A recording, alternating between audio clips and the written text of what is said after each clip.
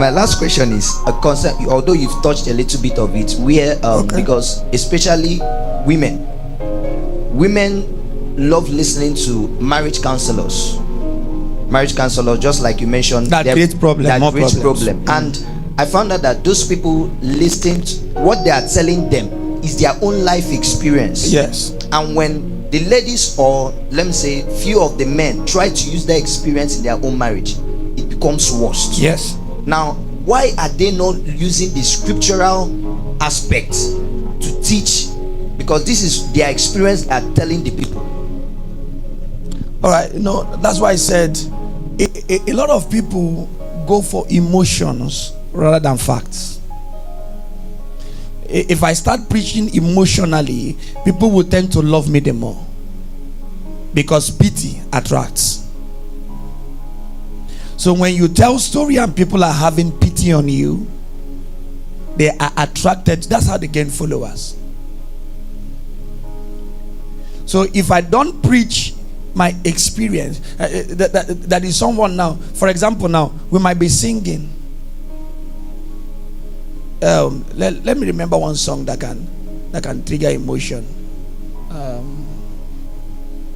Abia gimi chele, abia na mbendi be mo biara, abia gimu late yo, akwa mbendi be mo jibia kambiara, lenu no kerurumo, kenye numu ya kamlawa, odela nyam no nezi eche, oyaba. Somebody on that suffering will naturally cry, not because the person had an encounter with the Holy Spirit, but the person has started thinking out of his own experiences, out of her own experiences, the difficulties, the challenges of life. And the person out of that song, the song becomes an emotional statement. It becomes a pity party statement, and that song lures the emotion out of the person, and then you see the person begin to cry, and you feel that the person was intensified by the presence of the Holy Spirit. No, it's emotional.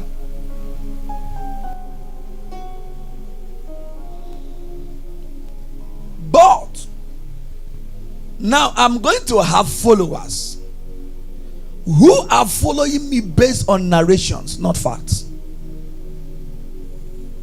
People who are going to be following me based on my ability to pull their emotions away.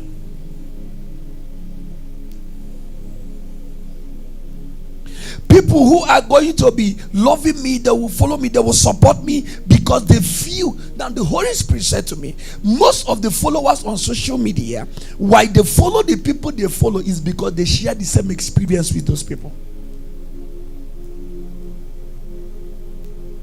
Not because what the person is saying is true or reality, but because they share the same burden as the person, they share the same experience as the person, they find themselves in the same circumstance and situations. And so my enemy's enemy is what?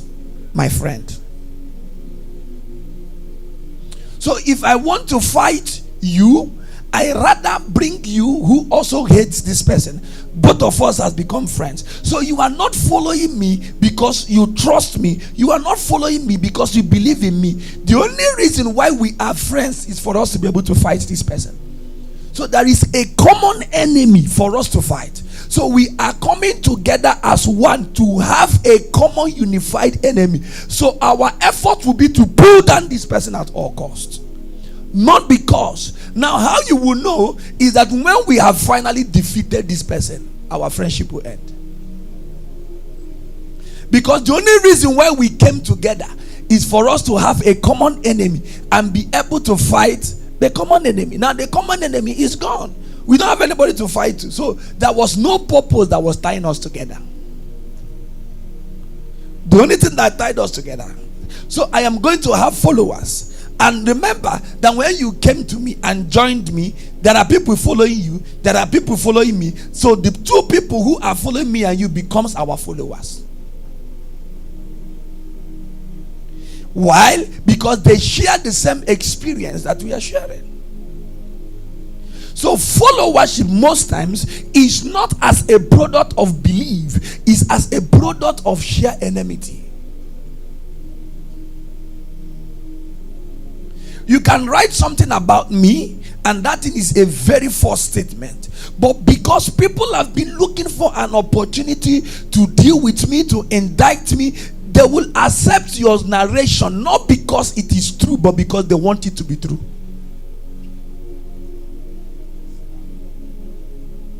So they believe your narration, not because it is true, but because they want it to be true, so that they can have a legal reason to fight you. That's all. So that's the reason why they preach what they preach. But let me tell you, every marriage is different. If you have 21,000 marriages on planet Earth, all of them have different agenda. Because it's an institution of God. We have an institution of agriculture, we have an institution of science, we have an institution of technology, we have aeronautics university. So we have different forms of university. We have the school of medicine, we have the school of law. That you graduated from the school of law does not qualify you to function as a medical doctor.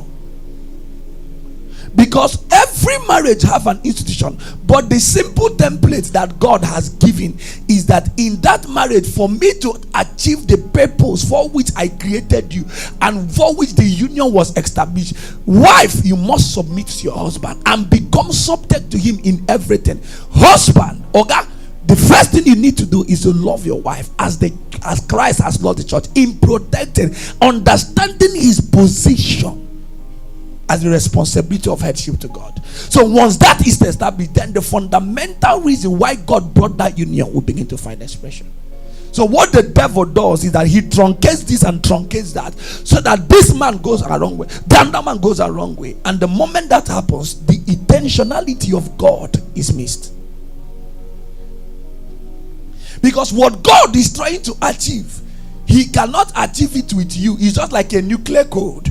He will give this person half, he will give this person half. So the moment one person with the nuclear code refuses to bring her own out, or refuses to bring his own out, the extinguishment of that nuclear code will not work. Let me for example, ATMs have 4 passwords, right? When God comes, he will give you half, 2 code, maybe 1 and 2. Then God will give your wife 10, 5 and 6. It doesn't matter how long you want to be putting 1 and 2. If 5 and 6 does not give you the code, there's no unlocking of the password. So that is what marriage is all about.